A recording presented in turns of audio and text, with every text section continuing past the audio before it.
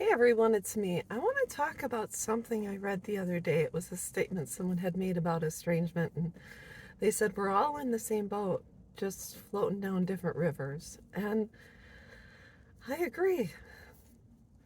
When it comes to estrangement, initially, it feels like you're in a tsunami.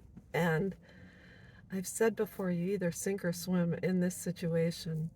I truly believe after 13 years, my daughters, of which I have two, have the right to make decisions regarding who they want in their life and who they don't want in their life. And we currently do not have a relationship. And so I do my best to help others to come to terms with, accept, learn how to set healthy boundaries, learn how to realize I deserve um, kindness and empathy, because that's what I generate into this world.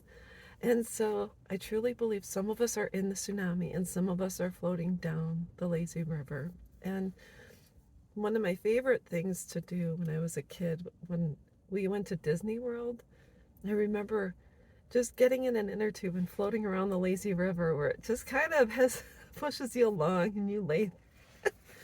It's just very relaxing. And then there were other times, another part of Disney, where they had this tidal wave pool. It was in a different area. I think it was called Wet and Wild, but there was this tidal wave pool and you had to hang on, and that was a lot of fun too. So I liked both. I thought both were fun, but at this time in my life, I prefer the lazy river. And I used to do the roller coasters. My favorite ride at Six Flags years ago, I'm here at Six Flags, was the Demon and two loops, upside down loops. And now today, if I go on something that spins, I will get sick, very queasy. So my body just can't take it anymore. And when you get to a certain age, you have to decide what kind of water you're planning on jumping into or wading into. And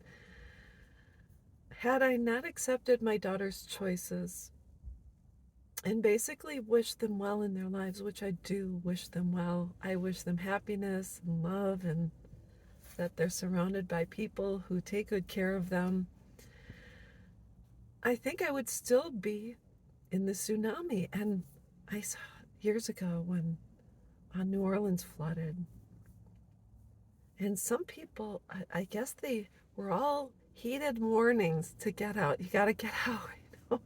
Basically, in a fishbowl, get out. Some people didn't heed the warnings, so as the water started to rush in, they were stuck in the attic or sitting on top of the house simply because they were not able to get out. They didn't have the money to, resources. They were hoping to be saved, and a lot of people lost their lives. And I truly believe we lose our lives if we stay in the tsunamis. You lose time, energy, hope. Most important, you lose time with other people.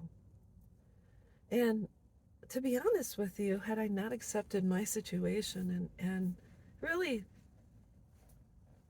hoped the best for my daughters and come to terms with it, healed from it, um, uh, accepted their decision, and that's all I ever focused on, was talking about my estranged daughters, I probably would not be married today, because someone who is stuck in grief and pain after a long amount of time, even for a couple, and I'm not saying you have to recover from this, because sometimes you just don't fully recover, but if I was still in a place where that was all I ever talked about and what they did to me and how dare they, my husband wouldn't have been attracted to me, because people that are healthy normally are repelled by negative, dysfunctional, unhealthy, etc. So I'm very fortunate that I have amazing friends, an amazing husband, a wonderful stepson.